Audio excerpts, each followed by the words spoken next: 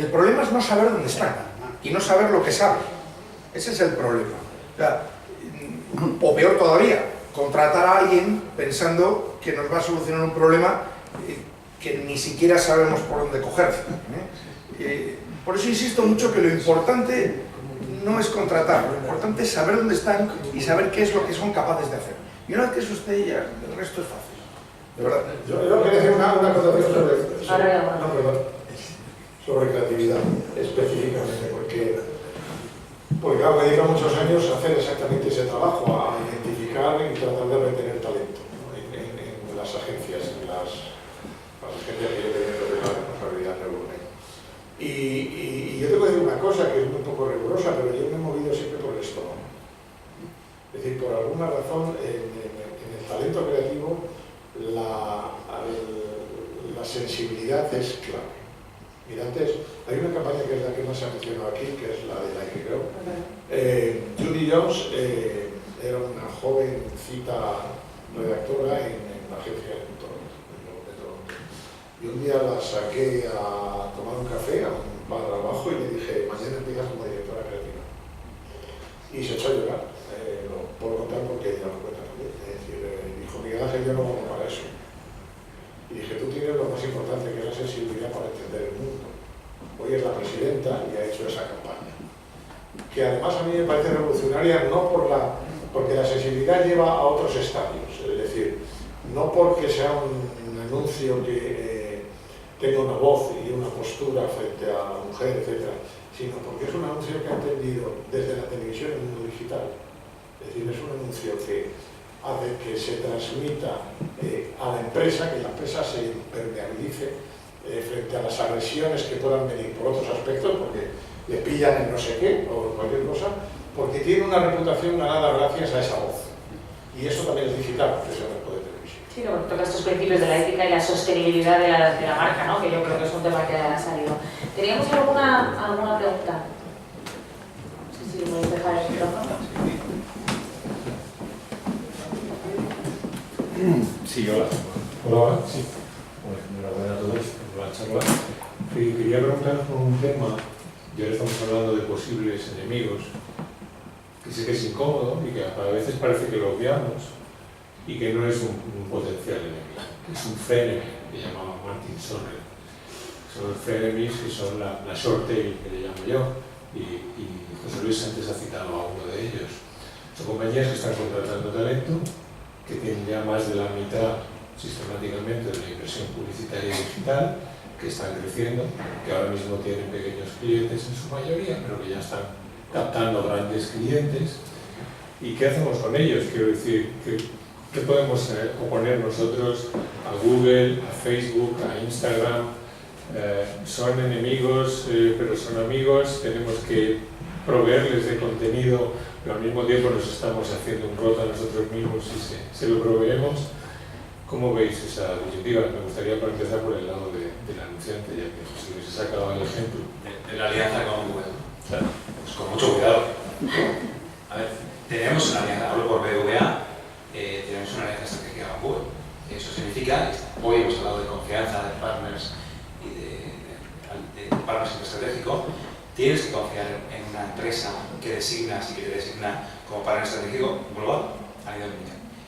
Eso no te puede hacer olvidar a qué se dedica Google y de dónde obtiene la mayoría de sus ingresos todavía hoy. Por tanto, somos socios, hablamos muchas cosas, pero evidentemente, os lo puedo decir, no te crees en 10 juntillas cualquier recomendación o cualquier postura que haya en una mesa de trabajo a la primera. Te toca pensar, te toca discutir, te toca que te razonen, te toca que te convenzan. Y sabemos que estás compartiendo información y que ellos tienen mucha información que pueden utilizar para vender parte de su publicidad. Así de claro lo digo.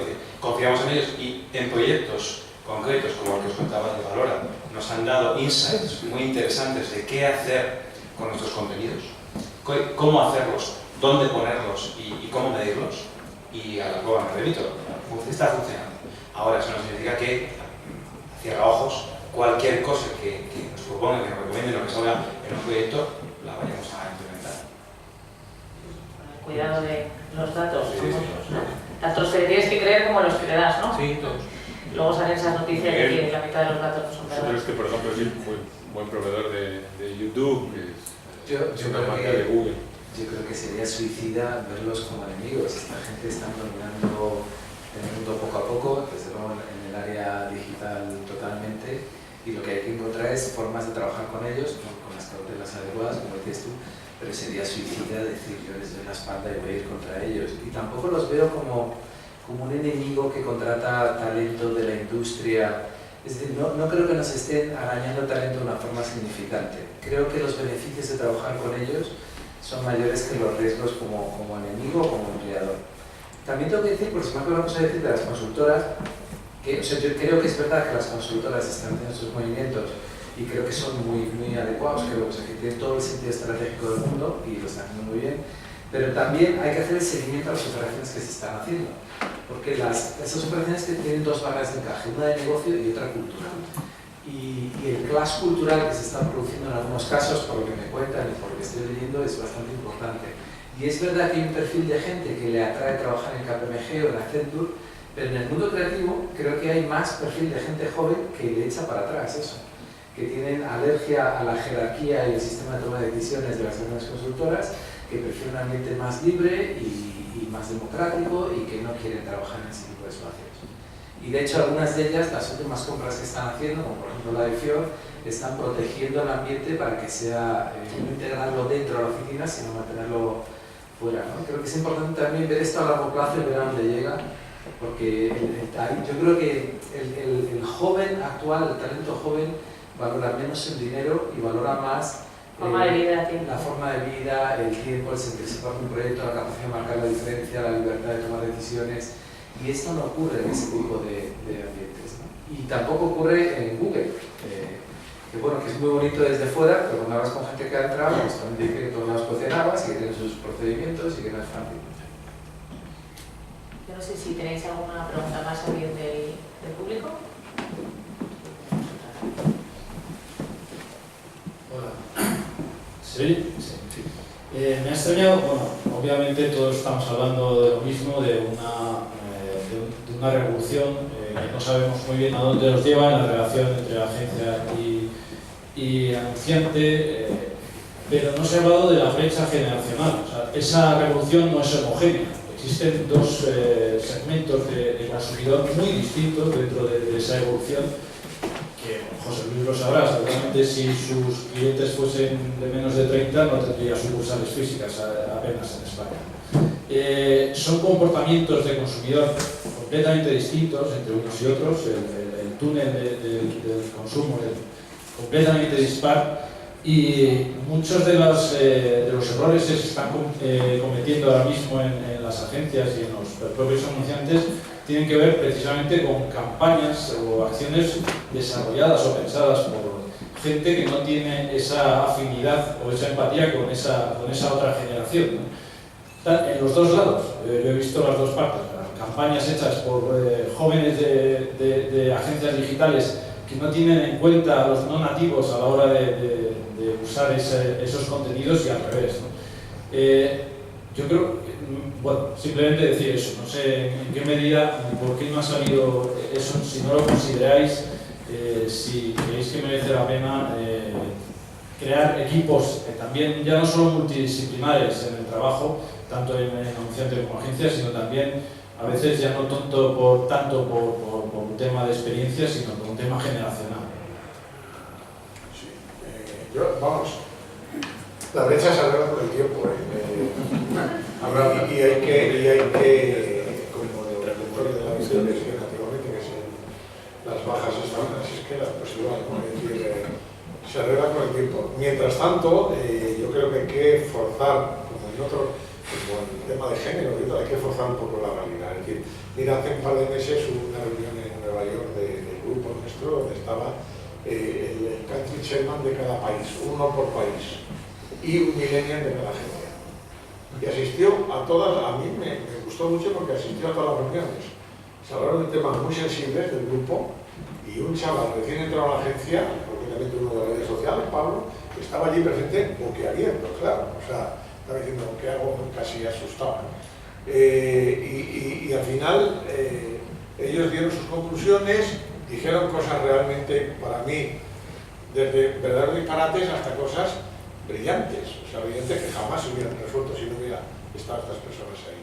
Yo creo que hay que forzar un poquito en ambos lados, o sea, poniéndoles a ellos, como decías tú, a aprender de que esto es un negocio, de que aquí se trata de ganar dinero, de la complejidad que vamos a hacer, y en dirección contraria a los que no estamos ahí también tenemos que hacer un esfuerzo permanente. Yo lo procuro. Yo, ya que hablas de clientes jóvenes, bancos o cosas, yo comparto esta opinión, creo que no es nuestro negocio, cualquiera.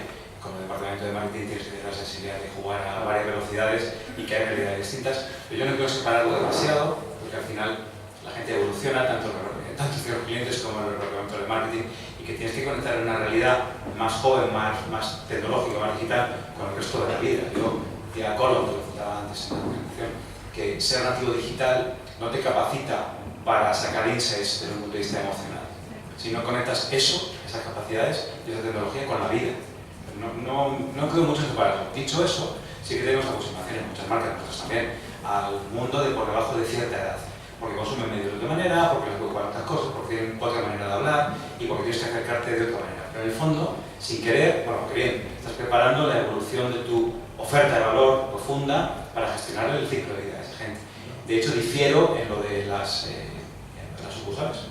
No os podéis imaginar, según los estudios que nosotros manejamos, cuando conseguimos que un cliente interactúe con nosotros por más canales, incluido la oficina, cada vez tiende a usar más y hasta el vacío. Y la oficina no le retrae lo que hay que conseguir hacer en una oficina que le apetezca.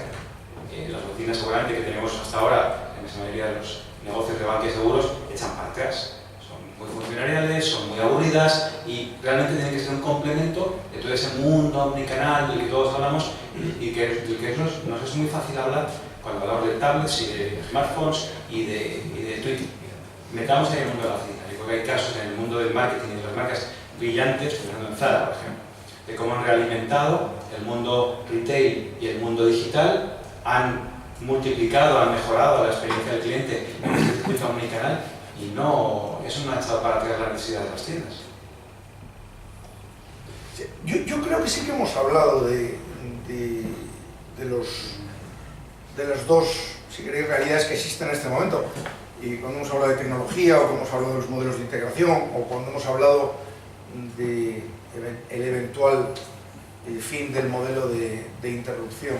Ahora, vamos a ver, lo que ocurre es que, vamos a ver, la mortalidad en el planeta es del 100%, o sea, aquí no va a ser nadie vivo. El éxito es una noticia triste, pero es la verdad. Una persona, un espectador, un consumidor con una edad, digamos, de 50 y pico, por ejemplo yo, el valor que tiene, el valor actual neto que esta persona tiene para una marca determinada es muchísimo más pequeño, es una fracción del que esa persona tenía hace 20 años. Entonces lo único que hacemos es adelantar el futuro. O sea, el futuro ya está aquí. Lo único que tenemos que hacer es, si queremos adelantarnos y sobrevivir al negocio y hacer un marketing más efectivo, es ponernos en los pies de los consumidores que tienen un valor actual neto para las compañías más alto, y en este caso son los más jóvenes. Por eso hablábamos de que la televisión eventualmente pues sigue siendo un pilar importante, pero yo creo que no cabe ninguna duda que dentro de 30 años la televisión va a tener un formato completamente diferente. Sin duda.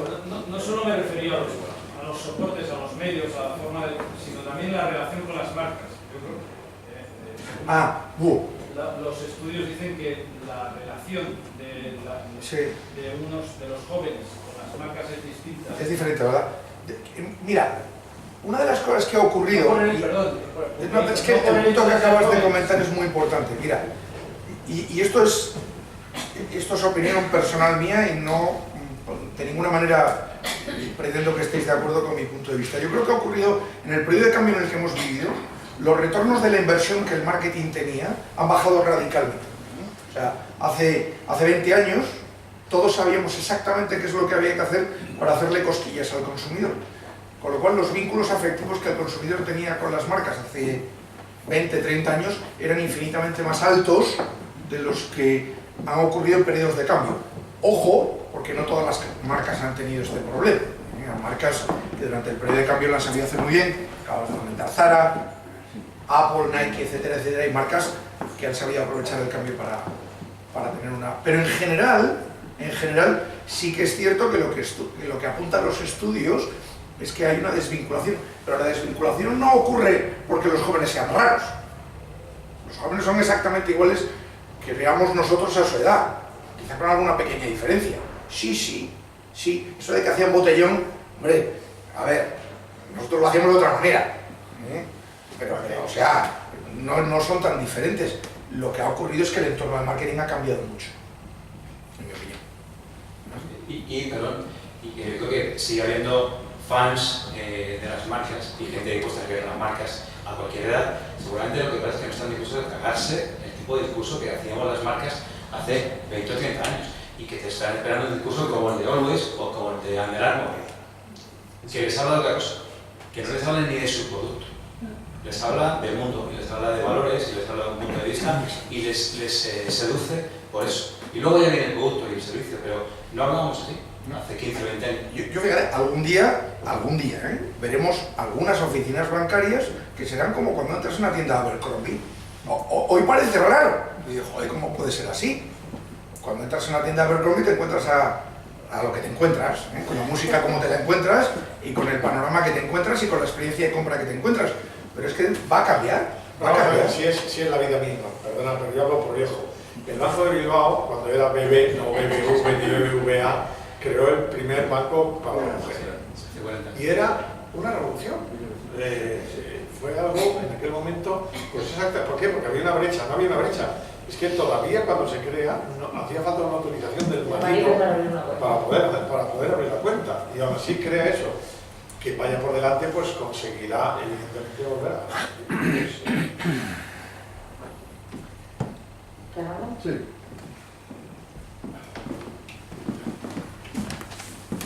Muchas gracias. Oye, de parte de los organizadores luego nos tomamos una cervecita, No se me olvide, luego si no me regañan. Pero no era eso de lo... Es lo más importante que voy a decir, pero no era eso. Gracias por la intervención. Os invito a todos. Os he escuchado de algo que a mí me importa mucho y a otros muchísimo más, que es la juniorización, la falta de un mundo dentro del anunciante en el que puedas hablar con alguien, entender, la agencia lo mismo, gente joven, y simultáneamente, la primera pregunta es, no sé si es verdad o estáis defendiendo vuestra edad. Esa es la primera pregunta. ¿Y cómo vais a hacer si resulta que no está muy claro que a las agencias, los anunciantes, que son los que manejan el tinglado, obviamente, les dan el dinero suficiente como no para pagar unos sueldos razonables, que debería de ser el mínimo exigible, sino que además para enseñarles, como decía Gerardo, etcétera, etcétera, etcétera? Quiero decir, habéis hablado de esto y de que somos socios y todas esas cosas, y es verdad lo que ha dicho Miguel Ángel. En nuestra época no es que fuéramos socios, pero desde luego yo veía al presidente de Repsol. En este momento le cuentas a alguien de la agencia que era el presidente de Repsol y se parte el pecho. Es imposible. Digo, ¿tenéis en vuestra cabeza, que tenéis un montón de cosas bien bonitas, bien interesantes, de verdad ese cambio que se tiene que producir? ¿O esto que habéis hablado es una carta a los reyes, que por eso estamos en la época? Porque verdaderamente me asombra que los veáis, que vienen y tal y cual, pero no sé si se les está dando la mínima posibilidad para que den el salto a que sean los vosotros. Pero para entender esta última reflexión, los equipos de los internos, los equipos de operaciones. Hay una realidad que vimos en general todas las empresas, anunciantes y agencias. Los números de los últimos años, funcionando las cosas como funcionan, planteando tus presupuestos hacia arriba y defendiendo los cortes al negocio que quieres hacer para ver si consigues tener un X monto, es un sistema bastante perverso. Con lo cual, en los últimos años todos estamos viviendo congelaciones de plantilla, o peor aún, si alguien se mueve no se le pone impuesto, poca inversión en formación y mucho autoformación, y para hacer crecer a los equipos dependes en muchos casos de la formación que tú puedas montar internamente, y es nuestro caso, pues, hacemos formación interna que nos organizamos nosotros, tirando muchas veces de amigos, a los que les planteas, oye, ¿quieres venir a hablar con el departamento de marketing y venta digital de BBVA? Somos 80. ¿Y quieres venir a dar una charla de 3 horas sobre lo que sea? Y viene, gente viene. Y eso se puede hacer, porque no hay dinero para hacer una formación formal, más allá de la formación online que sí que tiene estructura el banco, por ponerte un ejemplo.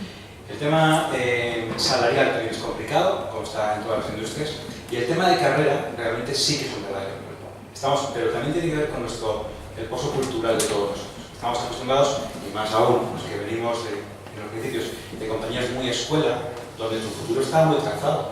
Si tú empezabas en Procter, en grandes agencias, y lo hacías bien, sabes que en 3 años eras plan manager, y en otros 3 años más, associate, etcétera, etcétera. La compañía estaba estructurada desde el punto de vista de formación para ayudar a dar esos pasos, y los que cumplían con la formación y con los resultados del negocio llegaban. Hoy eso no se le puede cometer a nadie. Hablo por BBVA, que es la realidad que más conozco desde los últimos 8 años, pero en general no se lo podemos cometer. Y creo que tenemos que mirarnos al espejo, todos los jefes y también los equipos, y darnos cuenta de eso, de que la vida ha cambiado, de que no hay muchas compañías que te puedan prometer una carrera estructurada como la de antes, y que realmente tienes que estar satisfecho con tu trabajo en el sentido del crecimiento personal, profesional, formativo, de proyectos que sacas adelante. Y luego habrá oportunidades a lo largo de la vida, igual dentro, igual fuera de otra compañía, pero no podemos engañarnos en el solitario o meterle a la gente cosas que no van a pasar. ¿Ya? Yo creo que eso es imposible. Dicho eso, sí, desde luego nosotros sí nos tomamos muy en serio el intentar, con las herramientas que tenemos, tirar de la gente buena, demostrar en ciertos momentos cuáles son las personas clave de los equipos y que dentro de las posibilidades hagan carrera. Y lo mismo, te digo, para las relaciones con los partners. Nosotros también creo que hemos hecho muchos ejercicios en los últimos años de intentar optimizar nuestro pool de agencias, o recuerdo el concurso global, intentar optimizar nuestro modelo de relación con nuestros partners globales y que eso funciona. Lo que pasa es que a veces se toman decisiones difíciles. Lo estamos haciendo. No sé si contesto de vos. Sí. Voy a escuchar también a las agencias. Mira, te puedo contar varias cosas. Primero, yo creo que depende de las personas. Voy a poner los ejemplos. Yo contraté hace años una persona que cuando le hice la entrevista, una persona que había acabado la carrera y que le dije, bueno, ¿qué quieres hacer? Lo contrario, estuvimos hablando un poco y al acabar le dije, bueno, ¿tú qué pretensiones salariales tienes? ¿No? El chaval, que se me queda mirando el chaval y me dice, ¿cómo? ¿Que me vais a pagar si no tengo ni puta idea de nada? Si yo aquí vengo a aprender y ayudar. Bueno, estoy leído muy bien en la vida, porque llegó con una actitud absolutamente humilde. En el polo contrario, una persona que hacía un trabajo y le dijimos, te vamos a ascender un poquito y te vamos a dar un poquito más de responsabilidad. Y le dio miedo y no quiso. Y estuvo un juez y dice, ¿me lo puedo pensar? Y dice, pero no puedo pensar. Entonces yo creo que, primero depende mucho de las personas. Luego depende, nosotros como industria, y por lo menos en el grupo nuestro, invertimos muchísimo dinero en formación, pero no nos queda otra. Nosotros tenemos formación online, una Digital University, que hacemos pasar a la gente, por eso, pagamos formación externa, hacemos formación interna, que la gente nuestra tiene más de 30 días al año de formación, pero porque no nos queda otra.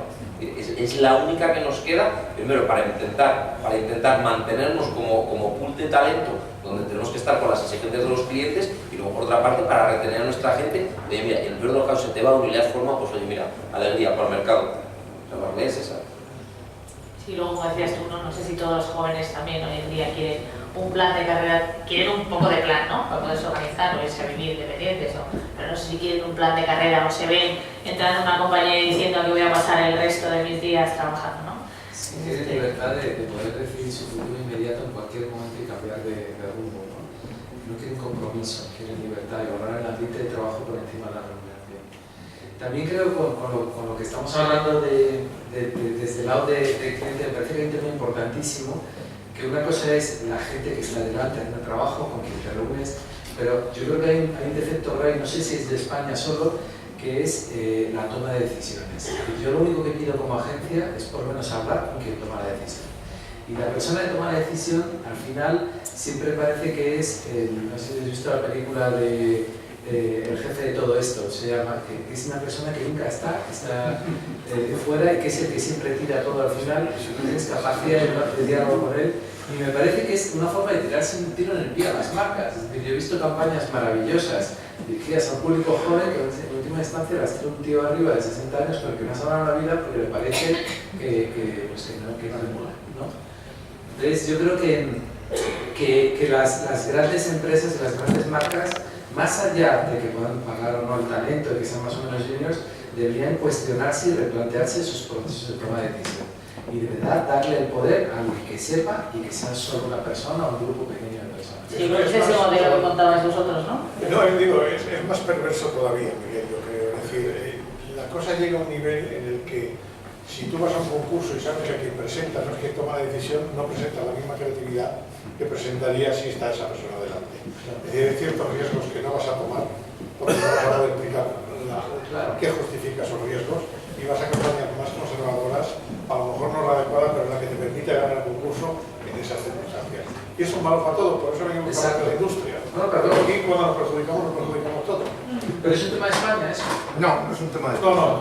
No es un tema de España, es un tema sobre todo de corporaciones. Se inventaron una cosa hace tiempo que se llamaban las organizaciones matriciales, que básicamente, de una manera un poco cínica, viene a decir que nadie toma la decisión. Entonces, le presentas a alguien, entonces tiene que consultar con alguien más, y si no le gusta la idea, pues se la rebota a una tercera persona, y normalmente lo que ocurre es lo que se llama silencio administrativo. Y esto en el mejor de los casos. En el peor de los casos, lo que ocurre es que cuando hay una... Me imagino que está... Lo que ocurre en una organización matricial es que la decisión es por consenso, y lo que te devuelven, cuando es una agencia, es una creatividad sensiblemente empeorada. Simplemente hace tic en todas las cajitas y dices, entonces, la única manera de hacer eso, de resolver ese problema de las organizaciones matriciales, es, yo le llamaba teléfono rojo. Muy bien, vamos a jugar las normas estas del juego de organización matricial, ponemos un teléfono rojo aquí, y cuando tenga problema, quiero saber que la persona que está al otro lado me va a responder y va a tomar decisión. Y eso funciona, normalmente. Tienes que subir en arriba y utilizarlo con cuidado, el telefonazo en la cabeza, pero funciona. Y luego digo que nos exige al departamento de marketing de las compañías mucha didáctica. Digo que en la industria, una de las cosas que nos hace falta es llegar a los comités de dirección